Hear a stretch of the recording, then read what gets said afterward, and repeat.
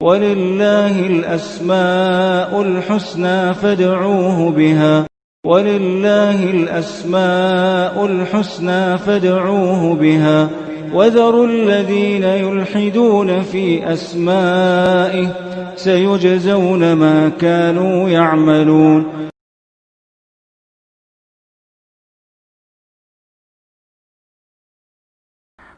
بسم اللہ الرحمن الرحیم الحمد للہ رب العالمین وبہ نستعین وصلی اللہ وسلم علی سید الانبیاء والمرسلین وعلی آلہ واصحابہ اجمعین ومن تبعہم باحسان الی یوم الدین اما بعد.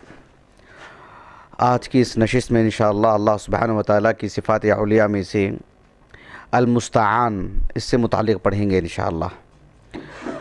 اللہ سبحانہ وتعالی کی صفات سے متعلق میں ہر درس کے آغاز میں ایک تنبیہ کرتا ہوں کہ جو ہے ہم ہندوستان میں رہتے ہیں اور ہمارے اس ملک ہمارے قرب و جوار میں بلکہ سعودی عرب کو چھوڑ کر کے دور حاضر میں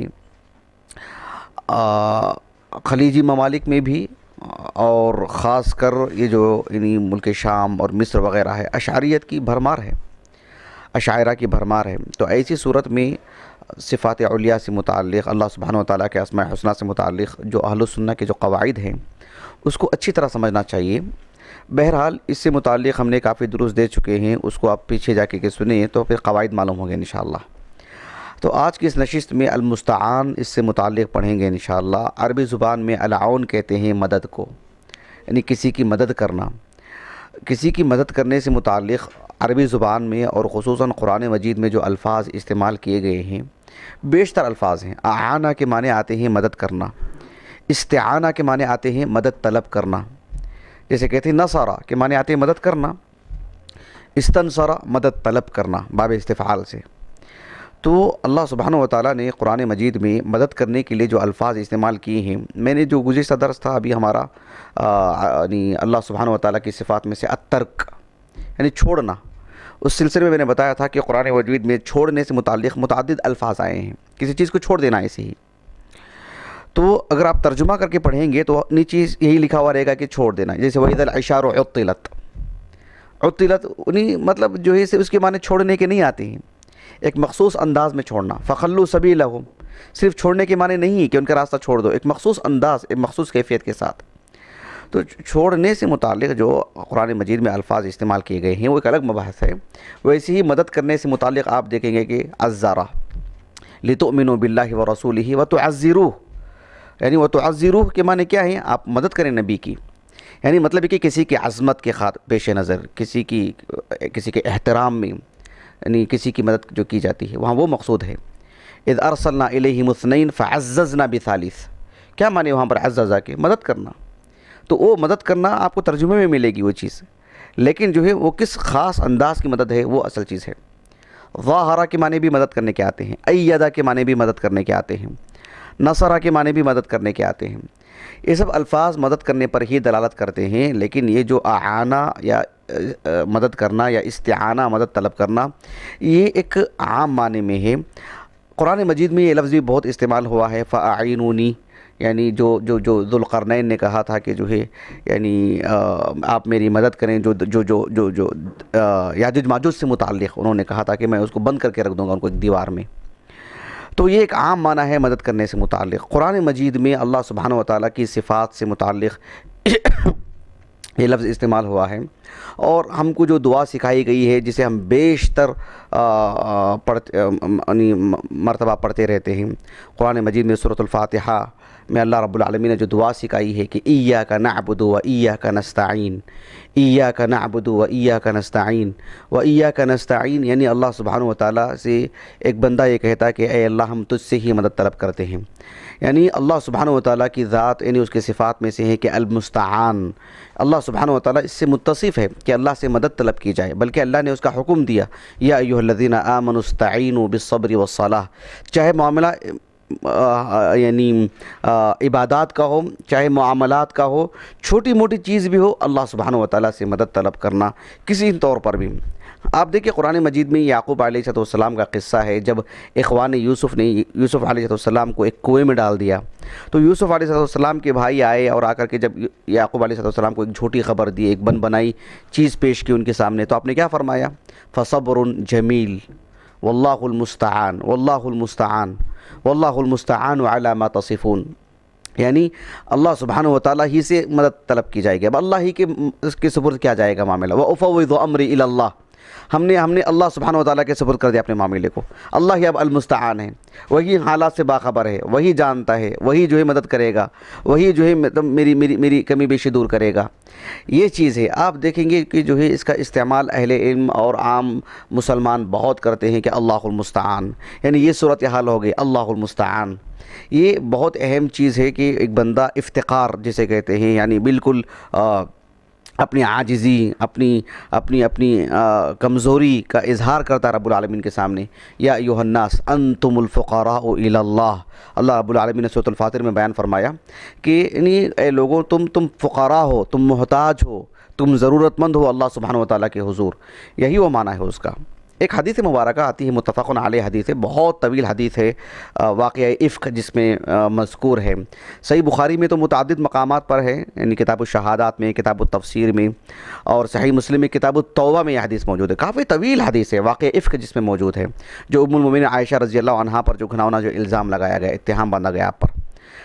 آپ دیکھیے اس میں ام المومنین عائشہ رضی اللہ عنہا کو، جو کہ ایک عفیفہ تھیں، پاک باز تھیں، اور رسول اللہ کی حریم تھیں، وہ صلی اللہ علیہ وسلم آپ کی زوجیت میں تھیں، اور صدیق اکبر کی بیٹی تھیں، اور صدیق اکبر کی بیٹی سے کہیں زیادہ بڑھ کر کے وہ رسول اللہ صلی اللہ علیہ وسلم کی بیوی ہونے کے اعتبار سے آپ کا مقام اور مقام آپ کا بلند تھا، اور معاشرتی اعتبار سے آپ کی جو حیثیت تھی ام المومنین عائشہ رضی اللہ عنہا کی.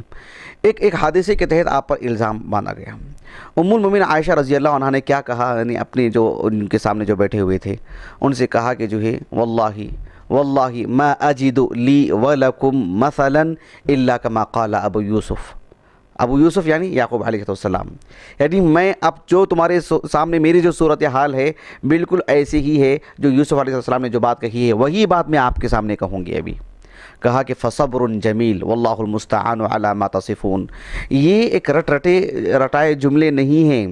آپ غور کیجئے، ام المومنین عائشہ رضی اللہ عنہا کی شخصیت کو رکھ کر، آپ کی زندگی کو رکھ کر، رسول اللہ صلی اللہ علیہ وسلم کی زوجیت میں تھیں، آپ علیہ السلام کے نکاح میں تھیں، وہ ابو بکر کی بیٹی ہیں آپ، اور جو ہے یعنی کتنے مناقب ہیں آپ کی، کتنی منقبت ہے آپ کی، اور ایسی صورتحال میں ام المومنین عائشہ رضی اللہ عنہا پر کیسا الزام لگ رہا ہے. چھوٹا موٹا بھی نہیں کہ انہوں نے جھوٹ کہہ دیا ہے، انہوں نے کچھ ایسے کہہ دیا ہے، انہوں نے کچھ کسی پر، سبحان اللہ. یعنی ایک آخری درجے کا جو انسان ہے وہ بھی اس طرح کے جو الزامات ہوتے ہیں اس سے اپنے آپ کو بری کرنے کی کوشش کرتا ہے. چلے جائے کہ ام المومنین عائشہ رضی اللہ عنہا وہ یعنی کس پوزیشن میں ہیں، ان کی زبان سے الفاظ نکل رہے ہیں الا کما قال ابو یوسف، جیسے کہ یعقوب علیہ السلام نے کہا، میں وہی بات کہوں گی. یعنی یہ چھوٹے جملے نہیں ہیں. فصبر جمیل، اس صبر پہ اترنا، اور جو ہے واللہ المستعان کہنا، تو اللہ کی مدد آئے گی، اور آئی اللہ کی مدد ایسی کہ جو آیتیں نازل ہو گئے یہاں پر. کس قدر حسن ظن ان کو اللہ پر، سبحان اللہ. اس دور کے اعتبار سے کوئی خطوط پہنچانے کا بھی دور نہیں ہے، اور جو ہے مواصلات کا دور نہیں ہے. کنویں میں ڈال دیا گیا ہے یوسف علیہ السلام کو، کہاں وہ عزیز مصر بنے، کیسے اللہ نے جوڑا آپ کو. تو یہ جو میں آپ کو کہنا چاہ رہا ہوں کہ اللہ کی ایک صفت ہے المستعان، ایک من باب الاخبار میں آپ کو کہہ دوں اور آپ کے علم میں اضافہ ہو جائے، میرے علم میں اضافہ ہو جائے اور آپ درس بند کر دیں، یہ مقصود ہے اس کا نہیں. یہ کہنا میں چاہ رہا ہوں کہ یعقوب علیہ السلام کی صورتحال دیکھیے. آپ نے کہا اللہ المستعان، تو کیسے اللہ نے آپ کو پہنچائے ان کی بیٹے کے تک، کیسے جوڑا ان کو، کیسے آخری دنوں میں ملے آپ. نہیں ایسے معلوم ہوتا کہ کوئی فلمی انداز ہے، کیسے جوڑا گیا آپ کو. اللہ اکبر، سبحان اللہ العظیم. آپ دیکھیں ام المومنین عائشہ رضی اللہ عنہا پر کیسے الزام لگا، لیکن آپ نے کہا کہ واللہ المستعان. یہ دور حاضر کی بھی بات ہے، میرے اور آپ کے لیے بھی. ہمارے لیے کیسے مشاکل آتے ہیں، کیسے سنگین چیزوں سے انسان دوچار ہوتا ہے. ایسے میں ہمت ہارے بغیر یقیناً دکھ ہوتا ہے، تکلیف ہوتی ہے، آنکھوں سے آنسو نکلتی ہیں، غم زدہ ہو جاتا آدمی. ام المومنین عائشہ کے آنکھوں سے جو آنسو نکلے، کہا کہ انہوں نے اب ایک آنسو بھی باقی نہیں رہا ابھی ان کے. ایسے الفاظ آتے ہیں خود صحیح بخاری کے اندر، یعنی اس حدیث کے اندر. میں نے ایک چیز ایسی نوٹ کیا تھا، یعنی اس سے قبل بھی جو ہے کسی درس میں اس حدیث کو میں نے پیش کیا تھا، لیکن دوسرے ایک موضوع کے تحت آپ غور کیجئے گا کہ جو ان الذین جاءوا بالافک عصبۃ منکم کہا قرآن نے. یعنی ام المومنین عائشہ رضی اللہ عنہا پر جو الزام لگائے تھے وہ ایک جماعت تھی، وہ ایک جماعت کا کام تھا. یعنی اللہ تعالیٰ نے کہا کہ ان الذین جاءوا بالافک، الافک کہا قرآن نے اس کو، یعنی ایک اس حادثے کو جو انہوں نے الزام لگا، افک یعنی ایک جو کہ واقعہ ہوا تھا اس کو انہوں نے جھوٹے انداز میں پیش کیا۔ میں جو سمجھانا چاہ رہا ہوں آپ کو، یہ جو ام المومنین عائشہ کی جو برات ہے، ایک تو قرآن مجید کی آیتیں ہیں، دوسری بات یہ ہے کہ قرآن مجید کے وہ جو آیاتیں ہیں وہ آپ پر ہی نازل ہوئی، ام عائشہ ہی مراد ہیں اس سے۔ یہ کیسے معلوم ہوا ہم کو؟ وہ صحیح بخاری کی حدیث سے۔ یعنی جس طرح سے دیکھیں، الجزاء من جنس العمل، میں یہ کہنا چاہ رہا ہوں کہ جیسے ہوا بالکل اس کا بدیل اللہ نے ویسے عطا کیا آپ کو۔ جھوٹوں کی ایک جماعت نے آپ پر الزام لگایا اور آپ کی برات کو اللہ سبحانہ و تعالیٰ نے آیتیں نازل کی قرآن مجید میں، اور قرآن مجید کو جو آیتیں ہیں اس سے مراد عائشہ ہی ہیں رضی اللہ عنہا۔ اس کا ذکر تو ہمیں صحیحین میں ملتا ہے، جو کتب حدیثیہ کا سب سے اعلیٰ مقام ہے صحیح بخاری کے اندر، کتب حدیثیہ میں صحیح بخاری صحیح مسلم کی حدیث ہے۔ اتنا ہی نہیں، آپ غور کیجئے آپ کہ معمر بن راشد الازدی رحمہ اللہ علماء بصرہ میں سے ہیں، یمن میں رہے تھے آپ ایک زمانہ، 154 ہجری سے وفات ہے۔ کیسی شخصیت ہے؟ آپ اہل علم میں بولنے کی ضرورت نہیں ہے، دنیا کی چنندہ نایاب نادر شخصیات میں سے ہیں، ثقہ، کتنے عظیم عالم دین ہیں معمر بن راشد الازدی۔ وہ اس حدیث کو بیان کرتے ہیں امام زہری سے رحمہ اللہ۔ امام زہری ہیں، الفاظ نہیں ہمارے پاس آپ کی تعریف میں۔ امام زہری رحمہ اللہ کس سے روایت کرتے ہیں؟ ایک ساتھ سعید بن مسیب سے، عروہ بن الزبیر سے، اور عبید اللہ ابن عبداللہ ابن عتبہ ابن مسعود سے، اور علقمہ بن وقاص سے، سب جو ہے کبار تابعین میں سے ہیں، سب جہابذہ ہیں، معروف علماء میں سے ہیں۔ یعنی یہ امام زہری بیک وقت ان چاروں سے روایت کرتے ہیں، اور وہ سب ام المومنین عائشہ سے روایت کرتے ہیں۔ یعنی کس قدر ثقات رجال سے اللہ تعالیٰ نے آپ کی برات ہم تک پہنچائی، دیکھے ایک جھوٹے لوگوں کے مقابل۔ اللہ اکبر۔ یہ میں کہنا چاہ رہا ہوں آپ کو کہ فصبر جمیل واللہ المستعان۔ ایک جھوٹے نے ہم پر الزام لگایا تو سچے لوگوں کو ہمارے لیے کھڑا کرے گا رب العالمین۔ ان اللہ یدافع عن الذین آمنوا، اللہ تعالیٰ ہمارا دفاع کرتا ہے۔ تو اللہ سبحانہ و تعالیٰ المستعان ہے، اللہ سبحانہ و تعالیٰ سے مدد طلب کی جاتی ہے۔ ایک حدیث مبارکہ ہے جسے امام ابو داؤد رحمہ اللہ نے اپنی السنن کی کتاب الصلاح میں اس حدیث کو لے کر کے آئے ہیں۔ حدیث کے راوی معاذ بن جبل ہیں رضی اللہ عنہ۔ اس حدیث پر امام ابو داؤد نے سکوت اختیار کیا ہے رحمہ اللہ۔ شیخ البانی رحمہ اللہ نے اس حدیث کو صحیح کہا ہے۔ حدیث کیا ہے؟ معاذ بن جبل رضی اللہ عنہ کہتے ہیں کہ آپ علیہ السلام نے، دیکھیں سنیے، یہاں پر اللہ کے رسول نے کہا ان سے، اللہ اکبر، آپ علیہ السلام نے ان کا ہاتھ پکڑا معاذ بن جبل کا، اور کہا کہ یا معاذ واللہ انی لاحبک، واللہ انی لاحبک، 2 مرتبہ اللہ کے رسول نے کہا، معاذ بن جبل سے کہا اللہ کے رسول نے صلی اللہ علیہ وسلم۔ جس بات کو آپ کہنے جا رہے ہیں کس قدر متوجہ کروا رہے ہیں۔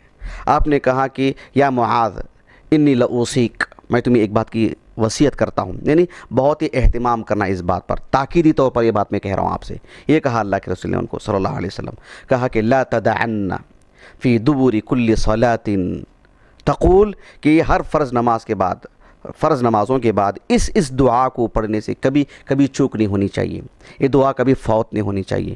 کہا کہ اللہم اعنی رب اعنی علی ذکرک و شکرک و حسن عبادتک، اعنی علی ذکرک، یعنی یہ دعا سکھا رہے ہیں کہ اللہ سبحانہ وتعالی المستعان ہے، جس سے مدد طلب کی جاتی ہے کہ اے اللہ تیرے ذکر کی مجھے توفیق عطا فرما، مجھے قوت عطا فرما۔ حالانکہ ذکر کا تعلق کس سے ہے؟ بدنی عبادت ہے وہ، جس کے لیے کوئی مطلب صلاۃ اللیل پڑھنے ہیں نہیں، لیکن جو ہے سبحان اللہ ایک ایسی عظیم عبادت ہے، آدمی لیٹے بھی پڑھ سکتا ہے، لیکن توفیق الہی کی ضرورت ہے، توفیق کی ضرورت ہے۔ بدنی عمل تو بہت دور کی بات، مالی عبادت تو بہت دور کی بات، آدمی رہتے سہتے چلتے پھرتے بھی جو السلام علیکم کہہ رہا ہے کہ وہ بھی ایک عبادت ہے، زبانی عبادت ہے، ذکر ہے وہ۔ لیکن دیکھیں اعنی علی ذکرک، کیونکہ معمولی بات نہیں ہے، توفیق بہت بڑی چیز ہے، توفیق بہت بڑی چیز ہے۔ کہنے کو سبحان اللہ آدمی کہتے رہتا نا، کسی چیز کو دیکھ لے کر سبحان اللہ نکل جاتا ہے زبان سے، لیکن وہی کلمات شعور سے نکلتے ہیں جو ایک عبادت بن کر کے، تو پھر وہ اصل چیز ہے، وہ توفیق کی ضرورت ہے رب العالمین کی۔ کہا کہ رب اعنی علی ذکرک و شکرک و حسن عبادتک، یہ دعا سکھائی اللہ کے رسول نے۔ معاذ بن جبل نے رضی اللہ عنہ اس دعا کو جب اپنے شاگرد ابو عبداللہ الصنابحی رحمہ اللہ کبار تابعین میں سے ہیں وہ، تو ان کو جب اس حدیث کو سنا تو کہا کہ واللہ انی لاوصیک بہ، کہا کہ میں تم کو اس بات کی تاکید کرتا ہوں جسے اللہ کے رسول نے مجھ سے کہا۔ انہوں نے اپنے شاگرد کو جو ابو عبد الرحمن الحبلی کے نام سے یعنی جانے جاتے ہیں، مطلب روایتوں میں ان کا نام تھا جو ہے عبداللہ ابن یزید الصنعانی، عبداللہ ابن یزید الصنعانی نہیں تھے، وہ صنعانی نہیں تھے، ان کا انتقال ہوا تھا افریقہ میں، 100 ہجری سنہ وفات ہے ان کا۔ تو وہ ان کو جو ہے یہی بات کہی کہ واللہ انی لا اوصی کا بھی، یعنی کون؟ ابو عبداللہ الصنابحی نے ان کو ایسی وصیت کی۔ یہ حدیث مسلسل میں جو ہے اس کو شمار کیا جاتا ہے، جو حدیث مسلسل پر جو ہمارا مستقل درس ہوا تھا۔ تو کہنا یہ ہے اس حدیث کے تناظر میں کہ اللہ کے رسول نے آپ سے کہا کہ لا تدعن فی دبر کل صلاۃ تقول رب اعنی علی ذکرک۔ اللہ سبحانہ وتعالی المستعان ہے، عبادات میں، معاملات میں، ہر چھوٹی موٹی چیز میں اللہ سبحانہ وتعالی سے مدد مانگنی چاہیے۔ آپ کو حدیث معلوم ہوگی جسے امام ابو عیسیٰ ترمذی رحمہ اللہ نے اپنی السنن کی ابواب صفت القیامہ میں لے کر آئے ہیں۔ آپ نے اس حدیث کو نقل کر کے ھذا حدیث حسن صحیح، ایسے یہ الفاظ ہیں امام ترمذی کے رحمہ اللہ۔ شیخ البانی رحمہ اللہ نے بھی اس حدیث کو صحیح کہا ہے۔ حدیث کیا ہے؟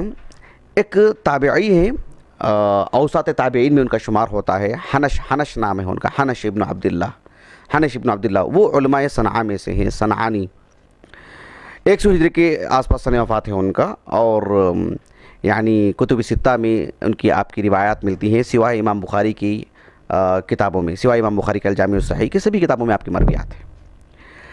حنش الصنعانی رحمہ اللہ کہتے ہیں کہ عبداللہ بن عباس رضی اللہ عنہما نے کہا کہ ایک مرتبہ ایسا ہوا کہ آپ علیہ الصلوۃ والسلام مجھے ایسے ہی لے کے چلے، مطلب تھوڑا شہر سے آگے۔ ایک یعنی تنوع ہونا چاہیے، ایک آپ علیہ الصلوۃ والسلام مستقل جو ہے کبھی کبھار ایسے بھی کیا کرتے تھے، یعنی صحابہ کو میں سے کسی کو لے کے باہر چلے جاتے، کبھی شہر کے اس پار چلے جاتے، کبھی پہاڑوں کے پاس چلے جاتے اور وہاں سے متعلق معلومات دیتے۔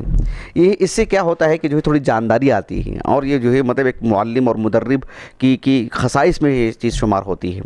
بہرحال اللہ کے رسول نے ان سے کہا صلی اللہ علیہ وسلم، یا غلام، آپ کے چچیرے بھائی ہیں وہ لیکن تھے بہت کم سن، کہا کہ یا غلام انی اعلمک کلمات، میں تمہیں چند باتیں سکھاتا ہوں، حدیث بہت معروف ہے، میں تمہیں چند باتیں سکھاتا ہوں۔ کہا کہ احفظ اللہ یحفظک، احفظ اللہ تجدہ تجاہک۔ اس کے بعد اللہ کے رسول نے کہا صلی اللہ علیہ وسلم، اذا سألت فاسأل اللہ وَإِذَا اسْتَعَنْتَ فَاسْتَعِنْ بِاللَّهِ، کہ مانگو تو اللہ سے مانگو۔ دیکھیے چھوٹے بچوں کو اللہ سے جوڑنا چاہیے، جب سے ان کے اندر شعور آ جائے، بولنا کہ نہیں اللہ سے مانگو، اللہ سبحانہ وتعالیٰ کا نام لے۔ یہ جیسے ہوتا ہے نا کہ اتنے چھوٹے بچے ہیں ابھی سے کیوں نہیں، اتنے چھوٹے بچوں میں وہ بات ڈال دینا چاہیے، بات بیٹھ جاتی ہے ذہن میں۔ تو اللہ کے رسول نے ان سے کہا صلی اللہ علیہ وسلم، کم و بیش 11-12 سال کے تھے وہ جب آپ نے ان سے یہ باتیں کی، کہا کہ اذا استعنت فاستعن باللہ، اس لیے کہ اللہ سبحانہ وتعالیٰ المستعان ہے۔ ہم بحیثیت خبر کے اس بات کو نہ لیں، بس ایک خبر ہے، ہرگز نہیں، عیاذا باللہ وبال ہو جائے گا یہ علم۔ ہماری زندگی کی چھوٹی موٹی ساری ضرورتوں پر سب سے بڑی چیز اللہ پر ایمان، اللہ تعالیٰ کی عبادت، اور پھر اللہ کے دین کے لیے چلنا پھرنا، اور اپنے گھریلوی مسائل کے لیے بھی، اپنے ذاتی مسائل کے لیے بھی اللہ سبحانہ وتعالیٰ المستعان ہے، اللہ سبحانہ وتعالیٰ المستعان ہے۔ اس کا مطلب یہ کہ ہم تنہا نہیں ہیں، ہم بے سہارا نہیں ہیں، ہم بے یار و مددگار نہیں ہیں، ہمارے پیچھے بہت بڑی طاقت ہے، جیسے ہم کہتے ہیں اللہ سبحانہ وتعالیٰ کی ذات۔ ہم یہ اللہ کے لیے نہیں کہہ رہا ہوں کہ ہمارے پیچھے بہت بڑی طاقت ہے، ہم ایسے الفاظ نہیں استعمال کریں گے۔ میں کہنا چاہ رہا ہوں کہ جیسے ایک انسان اپنے لیے قوت محسوس کرتا ہے کہ میرے پیچھے طاقت ہے، میرا سپورٹ ہے، میرے لیے گھر کا سپورٹ ہے، میرے لیے دوستوں کا سپورٹ ہے، میرے لیے فلاں کا یہ ہے، فلاں کا تو اللہ سبحانہ وتعالیٰ المستعان ہے۔ تو گویا کہ ہمارے اندر جان آ جانی چاہیے، ہمت آ جانی چاہیے، حوصلہ بڑھ جانا چاہیے، قوت محسوس ہونا چاہیے ہمارے اندر، یعنی نا امیدی نکل جانی چاہیے دل سے، اس لیے کہ اللہ سبحانہ وتعالیٰ المستعان ہے۔ بات کو ختم کرنے سے پہلے ایک بات آپ کے علم میں یہ لانا بہت ضروری سمجھتا ہوں کہ یعنی کچھ حضرات نے اللہ سبحانہ وتعالیٰ کے اسماء حسنہ میں المستعان کا ذکر کیا ہے، یہ درست نہیں ہے، المستعان اللہ تعالیٰ کے ناموں میں سے نہیں ہے۔ لیکن آپ دیکھیں گے کہ نیٹ کی دنیا میں آج کل یعنی جو تعبد والی جو بات آتی ہے، تعبد سمجھتے ہیں نا، تعبد یعنی اللہ سبحانہ وتعالیٰ کے اسماء حسنہ جو ہوتے ہیں، جیسے اللہ رب العالمین کا ایک نام ہے یعنی اللہ الرحمن الرحیم الغفور الرزاق، تو اس کے ساتھ جو تعبد کے لیے جو ہے جو عبد لگایا جاتا ہے، عبد الرزاق، عبد اللہ، عبد الرحمن، عبد الرحیم، تو یہ صرف اللہ کے نام کے ساتھ لگایا جائے گا۔ اور اللہ سبحانہ وتعالیٰ کے جو نام ہیں وہ توقیفیہ ہیں، یعنی کتاب و سنت سے ثابت ہونا ان کا ضروری ہے۔ جو صفت ہوتی ہے اللہ تعالیٰ کی اس کو نام نہیں بنایا جاتا، جو نام ہے اللہ تعالیٰ کا وہ خود بخود اللہ تعالیٰ کی صفت ہے، لیکن اللہ کی کسی صفت کو رکھ کر اس کا اللہ کے لیے نام بنانا یہ مناسب نہیں ہے، یہ غلط طریقہ ہے۔ تو اللہ سبحانہ و تعالیٰ کے اسماء حسنہ میں سے المعین ایسا نہیں ہے۔ بعض لوگ جو ہے عبد المعین نام رکھتے ہیں، آپ نیٹ کی دنیا میں جا کر کے دیکھیں عبد المعین نام رکھتے ہیں۔ عبد المعین درست نہیں ہے، معین اللہ تعالیٰ کے اسماء حسنہ میں سے نہیں ہے، یعنی کہیں بھی یہ ثابت نہیں ہے کہ اللہ سبحانہ و تعالیٰ کے اسماء حسنہ میں سے المعین ہو۔